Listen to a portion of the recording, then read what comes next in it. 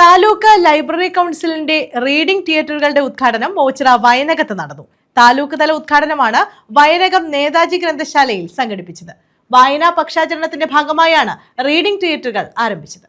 വായനാ പക്ഷാചരണത്തോടനുബന്ധിച്ച് Karunagappally taluk library council സംഘടിപ്പിക്കുന്ന അക്ഷര മഹോത്സവത്തിന്റെ ഭാഗമായാണ് റീഡിംഗ് തിയേറ്ററുകളുടെ താലൂക്ക് തല ഉദ്ഘാടനം നടത്തിയത്. ഓച്ചിറ വയനകം നേതാജി ഗ്രന്ഥശാലയിലായിരുന്നു പരിപാടി.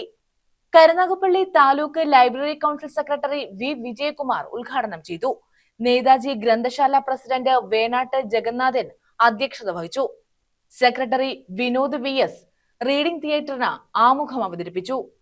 സുസ്മേഷ് ചന്ദ്രോത്തിന്റെ ഹരിതമോഹനം എന്ന കഥ അജിത് അനന്തപുരിയുടെ സംവിധാനത്തിൽ ഷാനവാസ്, ഗംഗ, ഷെബാന മഠത്തിൽ, കീർത്തന, വേദിക എന്നിവർ റീഡിംഗ് തിയേറ്ററായി അവതരിപ്പിച്ചു. വാടക കൂട്ടി കൂട്ടി ഇപ്പോൾ തന്നെ താങ്ങാൻ പറ്റാതായിരുന്നു. ഇനി കെട്ടിപ്പറക്കണ കൂട്ടത്തിൽ മരവും കൂടി ഞാൻ കെട്ടിത്തരണം.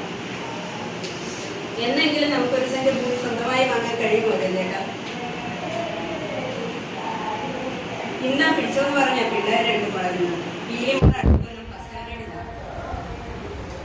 എം ഗോപാലകൃഷ്ണപിള്ള, നാണു മാസ്റ്റർ, റസീന, ഷാജു, ശ്രീലത എന്നിവർ പങ്കെടുത്തു.